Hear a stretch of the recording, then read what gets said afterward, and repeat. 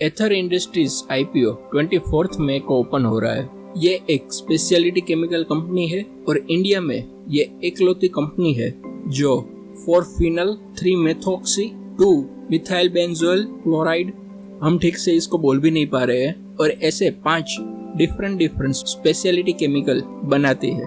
अगर आपको मेरी तरह ये नाम से आपको कुछ भी पता नहीं चला और आपको नहीं पता है ये कंपनी क्या कर रही है, यह वीडियो देखिए और आपको आपका आंसर मिल जाएगा। मैं इसमें ये जो भी केमिकल के नाम लिए हैं आपको डिटेल में बताऊंगा कि वह केमिकल क्या है, किस चीज के लिए वह उपयोगी है और ये कंपनी को वो केमिकल से कितना प्रॉफिट या बेनिफिट जनरेट हो सकता है। एथर इंडस्ट्रीज कंपनी की डिटेल में डीप डाइव करने से पहले आपको मैं बता दूं, नीचे आपको टाइम स्टैम्प मिल जाएगा। आप उसका उपयोग करके वीडियो में आपको जो भी पार्ट अच्छा लगता है या देखना चाहते हो वो देख सकते हो।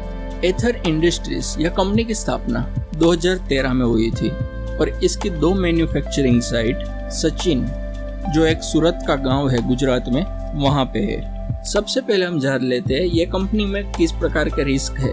सबसे बड़ा ये कंपनी के लिए रिस्क यह है कि ये कंपनी का ऑलमोस्ट 75% रेवेन्यू टॉप 20 कस्टमर से आता है। मतलब कि अगर उसमें से कोई भी कस्टमर चला जाता है तो वह कंपनी की बैलेंस शीट पे इम्पैक्ट कर सकता है। दूसरा मेजर रिस्क है कंपनी पे थोड़ी लायबिलिटीज है, मतलब उधारी है।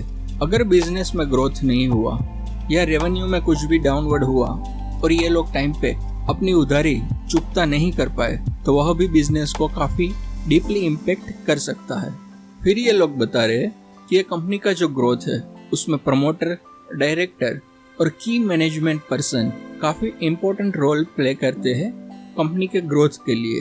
तो अगर यह कोई बंदा किसी भी प्रकार से कंपनी से अलग होता है तो वह भी कंपनी पे इम्पैक्ट कर सकता है। वैसे अभी आप ये कंपनी का एट्रेशन रेट का टेबल देख पा रहे होगे, जो देखा जाए तो काफी अच्छा है। एट्रेशन रेट मतलब कुछ नहीं, ये वह रेट होता है कि कितने % एम्प्लॉय आपका जॉब छोड़ के जा रहे हैं। ये एट्रेशन रेट आईटी इंडस्ट्री में 27% से भी ज्यादा होता है, जो यहाँ पे मैक्सिमम 4% दिखाई दे रहा है, जो एक काफी अच्छी बात है ये कंपनी के लिए। वही पॉइंट को फर्दर एक्सप्लेन करने के लिए अभी आप टेबल देख पा रहे होगे, जिसमें लास्ट 3 साल में की पोजीशन से कौन कौन कंपनी छोड़ के गया है।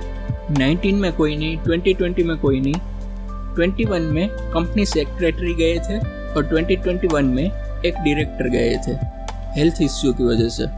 फिर ये लोग के पास रॉ मटेरियल सप्लायर के साथ में कोई लॉन्ग टर्म अग्रीमेंट नहीं है, तो अगर वहाँ पे रॉ मटेरियल जो प्रोवाइड करती वह कंपनी अगर प्राइस सडनली इंक्रीज करती है या फिर मटेरियल मिलना मुश्किल हो जाता है, मतलब मटेरियल का शॉर्टफॉल हो जाता है, तो वह भी कंपनी के बैलेंस शीट पे इम्पैक्ट कर सकता है।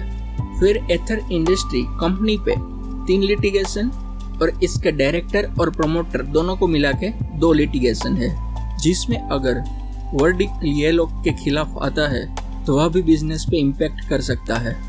फिर ये लोग की सारी मैन्युफैक्चरिंग फैसिलिटीज गुजरात में है, तो अगर गुजरात के जियोग्राफी रिलेटेड कुछ भी प्रॉब्लम होता है, जैसे कुछ साइक्लोन या तो फिर ड्रॉट या तो कोई लेबर का प्रोटेस्ट, टेररिस्ट अटैक जैसी कोई भी समस्या होती है, तो वह भी कंपनी पे इम्पैक्ट कर सकता है। नेक्स्ट है कंपनी एक्सपोर्ट में अपना स्ट्रेंथ बढ़ाना चाहती है, बट साथ में ही ये लोग एक्सपोर्ट की मार्केट को जानते नहीं है, तो यह भी समस्या हो सकती है कि एक्सपोर्ट ठीक से क्रैक ना कर पाए। अभी जैसे आप बैकग्राउंड में देख रहे होगे, ये कंपनी टेक्नोलॉजी पे काफ़ी बिलीव करती है, रिसर्च एंड डेवलपमेंट भी अच्छा करती है। तो अगर कोई नई टेक्नोलॉजी इम्प्लीमेंट करनी की आए और उसमें काफ़ी significant portion of money invest करना पड़े और वो टेक्नोलॉजी सक्सेसफुल ना रहे, तो यह भी एक चैलेंज हो सकता है।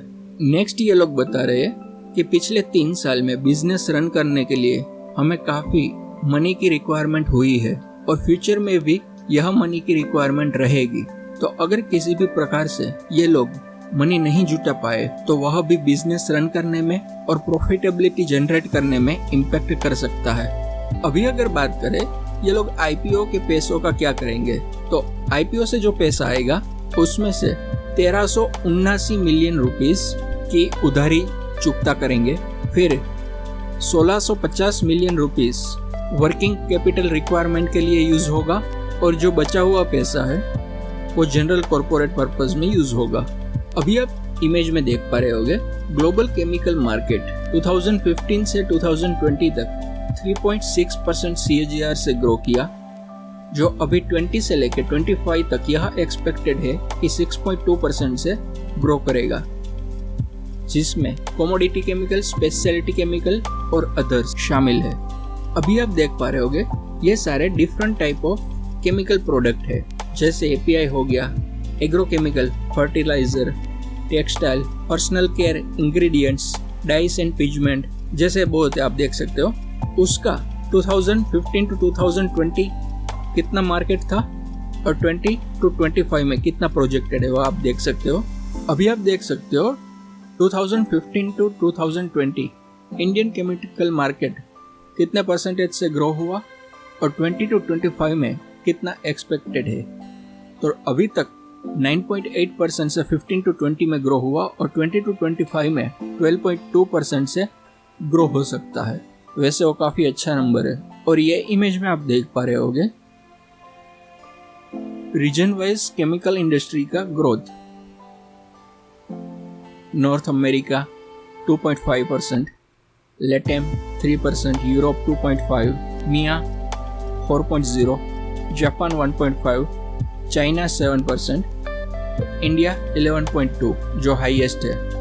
ये एक्सपेक्टेड है 20 to 25 के बीच में इतना ग्रो करेगा। अभी कुछ अच्छी बात करते हैं।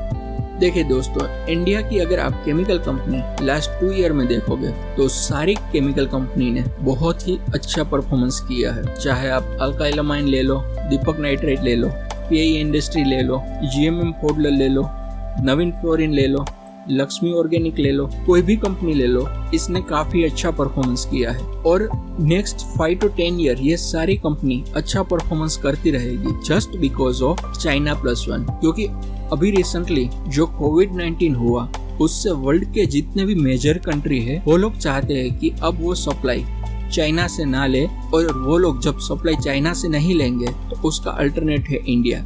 मतलब वो इंडिया को बहुत अच्छी तरह से बेनिफिट करेगा। इवन इंडियन की सारी केमिकल कंपनी को भी अच्छी तरह से बेनिफिट करेगा। नेक्स्ट अगर देखें तो केमिकल इंडस्ट्री में काफ़ी हाई एंट्री बैरियर है, क्योंकि इसमें कॉम्प्लेक्स केमिस्ट्री यूज की जाती है और कंपनी को इसकी फैक्ट्री, प्लांट, मैन्युफैक्चरिंग फैसिलिटी बनाने में काफ़ी मोटा पैसा इन्वेस्ट करना पड़ता है। फिर ये लोग का प्रोडक्ट अप्रूवल भी काफ़ी हार्ड है। जैसे कोई भी ड्रग्स में API यूज होता है। API मतलब एप्लीकेशन प्रोग्रामिंग इंटरफेस नहीं, बट API मतलब एक्टिव फार्मास्यूटिकल इंग्रेडिएंट्स। मतलब जो कोई भी दवाई होती है उसमें बहुत सारी चीज़ें मिलाई जाती है, तो उसमें जो कोई भी चीज़ मिलाई जाती है उसको एक्टिव फार्मास्यूटिकल इंग्रेडिएंट्स बोला जाता है, वो API। तो ड्रग्स के लिए API को अप्रूव करने में सालों लग जाते हैं, जस्ट इमेजिन। उसकी वजह से भी इसमें बड़ा एंट्री बैरियर होता है। फिर ये केमिकल इंडस्ट्री में सप्लायर और कस्टमर का लॉन्ग टर्म रिलेशनशिप होता है, क्योंकि अगर कोई कस्टमर सप्लायर को चेंज करता है तो हो सकता है उसको ज्यादा पैसा देना पड़े, इसीलिए ये लोग लॉन्ग टर्म के लिए रिलेशनशिप रखते हैं। फिर इंडिया में अच्छे जानकार लेबर उसको सस्ते में हासिल करना इजी है, जिसकी वजह से इंडियन एक्सपोर्ट मार्केट काफी अच्छे से ग्रो कर सकता है। अभी हमने शुरुआत में कुछ इंग्रेडिएंट्स की बात की थी जो इंडिया में सिर्फ यही कंपनी बनाती है। वो कौन से है और वो कहाँ पे उपयोगी है, चलिए वो बात करते हैं। एक है NODG, N octyl D glucamine deoxy octyl amino D glucitol, dexketoprofen and naproxen. ये दोनों बनाने में NODG का यूज होता है। अभी वो दोनों क्या उपयोग में आती है? डेक्सकेटोप्रोफिन, ये तो पूरा टंग ट्विस्टर जैसा हो गया। डेक्सकेटोप्रोफिन एक non steroid anti inflammatory drugs है। बेसिकली वह पेन किलर की तरह यूज होती है। जैसे आपको मसल पुल पेन हो, स्ट्रेन हो, मेंस्ट्रुअल पीरियड का जो पेन हो, या तो आपका टीथ का कोई पेन हो। नेप्रोक्सिन ओवर द काउंटर और प्रिस्क्रिप्टिव ड्रग्स है। उसका उपयोग लो टू मॉडरेट पेन मैनेजमेंट में होता है और फीवर रिडक्शन में होता है। दूसरा है थियोफिन 2 इथेनॉल T2E। अभी इसकी मदद से हम क्लोपिडोग्रेल बना सकते हैं। क्लोपिडोग्रेल एक एंटीप्लेटेलेट मेडिसिन है जिसकी मदद से प्लेटेलेट को एक दूसरे से चिपकने से या तो ब्लड क्लोटिंग जो होता है उसको रोकने में मदद करता है। इवन क्लोपिडोग्रेल से हार्ट अटैक का रिस्क भी कम होता है। नेक्स्ट, बाइफेंथ्रिन अल्कोहल BFA, इसकी मदद से बाइफेंथ्रिल बनाया जाता है। इसकी मदद से काफी तरह के छोटे छोटे जीवाणु को अवॉइड किया जा सकता है। मोस्टली ये कॉटन, फ्रूट एंड वेजिटेबल पे यूज होता है। Even soybean, rice, oil seed वगैरह में यूज होता है। मोर ओवर गार्डनिंग में भी इसको उपयोग कर सकते हैं। नेक्स्ट, DVL डेल्टा वेल्रोलैक्टोन, इसका उपयोग पॉलीमर पर किया जाता है जिससे पॉलीमर का जो मेल्टिंग पॉइंट होता है वह रिड्यूस किया जा सके। अभी आप CRAMS में ग्लोबल वाइज 2020 के हिसाब से कितना पोर्शन कौन सी कंट्री का है वह देख सकते हो। CRAMS मतलब contract research and manufacturing services. Basically यह क्या होता है, मतलब कोई भी फार्मा कंपनी है, ठीक है, अभी वो खुद अपना API नहीं बनाएगी, वो क्या बोलेगी, ऐसी कोई भी दूसरी कंपनी जो होगी केमिकल कंपनी उसको बोलेगी आप हमारे लिए इस प्रकार का API बनाओ, उसको CRAMS बोलते हैं। अभी जैसे आप देख पा रहे होगे इंडिया क्रेम्स में 2017 to 2020 में 5% से ग्रो किया है और नेक्स्ट 5 ईयर में ये 12% से ग्रो करेगा, ऐसी एक्सपेक्टेशन है। नेक्स्ट जो API होता है वह इंडिया का API की इंडस्ट्री की साइज और एक्सपेक्टेड ग्रोथ वो आप देख सकते हो, जो नेक्स्ट 2020 to 2025 में 10.2% से ग्रो करने की एक्सपेक्टेशन है। फिर ये लोग किस स्ट्रेंथ में आगे देखें, ये लोग का केमिकल एंड टेक्नोलॉजी में R&D काफ़ी स्ट्रॉन्ग है जो अदर पीयर्स पे ये लोग को एज प्रोवाइड करता है। फिर ये लोग की कस्टमर के साथ में काफ़ी अच्छी स्ट्रॉन्ग रिलेशनशिप रही है। जैसे अगर कोई मेजर की मैं बात करूँ, Cadila health care, doctor Reddy's laboratory, IPCA, UPL, even इसके customer USA, China, Germany, India, UK, Romania, Spain, Mexico, Israel जैसी कंट्री में से है।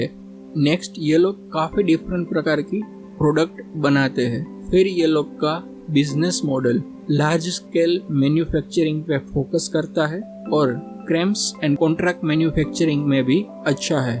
फिर ये लोग का main focus quality, environment, health and safety पे रहता है, जो ये इंडस्ट्री में ज़रूरी है। ये लोग का फाइनेंशियल परफॉर्मेंस भी काफ़ी स्ट्रॉन्ग एंड कंसिस्टेंट रहा है। ये लोग के प्रमोटर और सीनियर मैनेजमेंट ये डोमेन में काफ़ी अच्छा एक्सपीरियंस रखते हैं। चलो अभी कुछ फाइनेंशियल्स की बात कर ले। इसके जो मेन पीयर्स है वो विनती Organics, clean science and technology, PI industry, Naveen fluorine और फाइन ऑर्गेनिक्स है। अभी दोस्तों एक बात जान लीजिए, ये एप्पल टू एप्पल कंपैरिजन नहीं है, क्योंकि ये लोग के पास 7 ऐसे ड्रग है जो इंडिया में कोई नहीं बनाता। बट मेजरली अगर आप केमिकल इंडस्ट्री से लो तो ये लोग इसके क्लोज कॉम्पिटिटर, क्लोज पीयर आप बोल सकते हो। तो अभी आप इसका अपने पीयर के साथ में EBITDA देखोगे तो पीयर्स में एथर इंडस्ट्री का हाईएस्ट है 53.65%। That's fantastic. Next ROCE with compare to peer. Next ROE with compare to peer. वैसे 2019 to 21 में एथर का ROE डाउन हुआ है, but still it is better than the peers. अभी आप EBITDA, ROE, ROCE, ROA, operating expense और profit after tax 19 to 21 CAGR percentage के हिसाब से पीयर की कंपैरिजन में देख पा रहे होगे। जो हमने जैसे अभी बात करी ROE छोड़ के, ROE जो नेगेटिव में हुआ था 60 to 40, उसको छोड़ के सब पॉजिटिव में है, जो इसके अलावा नवीन फ्लोरिन और क्लीन साइंस का ही है। अभी ये आप इंफॉर्मेशन के लिए देख सकते हो अभी ये लोग के कितने मेन प्रोडक्ट है और ग्लोबल वाइज इसकी क्या पोजीशन है। जैसे 4MEP, उसमें कंपनी ग्लोबल लेवल पे लार्जेस्ट मैन्युफैक्चरर है। MMBC उसमें सेकंड लार्जेस्ट, T2E उसमें लार्जेस्ट, OTBN उसमें 8% मार्केट शेयर, NODG उसमें भी लार्जेस्ट मैन्युफैक्चरर पूरे वर्ल्ड में, HEEP उसमें भी पूरे वर्ल्ड में लार्जेस्ट मैन्युफैक्चरर, DVL उसमें वर्ल्ड में सेकंड लार्जेस्ट मैन्युफैक्चरर। ये लोग का अगर रीजन वाइज सेल्स की बात करें, इंडिया से 37% आता है, इटली से 9%, स्पेन से 10%, जर्मनी से 5% आता है। अभी कुछ आईपीओ के रिलेटेड बात कर लेते हैं। आईपीओ की फेस वैल्यू 10 रहेगी, प्राइस बैंड लोअर 610 और अपर प्राइस बैंड 642 जो कट ऑफ प्राइस है, तो आपको 642 कट ऑफ प्राइस पे ही अप्लाई करना है। मिनिमम एक लॉट में आपको 23 शेयर्स अप्लाई करने होंगे। टोटल आईपीओ की साइज 808 करोड़ है, उसमें से 627 करोड़ कंपनी के पास जाएंगे, जबकि 181 करोड़ प्रमोटर और अदर एंजल इन्वेस्टर अपना प्रॉफिट बुक कर रहे हैं। मिनिमम अमाउंट आपको अप्लाई करने के लिए ज़रूरी है वो 14,766। प्रमोटर का आईपीओ से पहले होल्डिंग 96.96% है, जबकि लिस्टिंग के बाद में 87.09% होगा, जो स्टिल अमेजिंग है। चलो अभी कुछ डेट की बात कर लेते हैं। तो ये 24 मई को ओपन होगा, 26 को क्लोज होगा, 31 को आपको अलॉटमेंट मिलेगा, 1 जून को रिफंड मिलेगा अगर आपको आईपीओ अलॉट नहीं हुआ है तो, 2 जून को शेयर्स आपके डीमैट में क्रेडिट हो जाएंगे और 3 जून को ये लिस्ट हो जाएगा। नाउ लास्ट में जीएमपी की बात करें तो अभी 0.62% चल रहा है, मतलब 4 रुपये अब। ऑल एंड ऑल अगर आपको बताऊँ, अगर आप शॉर्ट टर्म या लिस्टिंग गेन के लिए अप्लाई करना चाहते हो तो मेरा सजेशन रहेगा अभी अवॉइड कीजिए। मार्केट कंडीशन और सेंटीमेंट काफ़ी ख़राब है और हो सकता है शायद इसकी लिस्टिंग नेगेटिव में भी हो जाए। बट आप रिस्क टेकिंग इन्वेस्टर हो और आप फंडामेंटल में बिलीव करते हो और ये कंपनी को लंबे टाइम के लिए होल्ड करना चाहते हो तो आप बिल्कुल ये कंपनी में अप्लाई कर सकते हो। काफ़ी बेहतरीन कंपनी है। दोस्तों मैं आपको डिस्क्लेमर दे दूं हर बार की तरह, ये वीडियो सिर्फ आपके नॉलेज के और एजुकेशन के लिए है। ये आपको कोई भी बाई या सेल रिकमेंडेशन नहीं है। किसी भी प्रकार की फाइनेंशियल डिसीजन लेने से पहले अपने फाइनेंशियल एडवाइजर की सलाह ज़रूर लें। आपके लॉस या प्रॉफिट के लिए हम किसी भी तरह से जिम्मेवार नहीं है। दोस्तों यहाँ तक जुड़े रहने के लिए आपका तहे दिल से बहुत बहुत धन्यवाद। जय हिंद।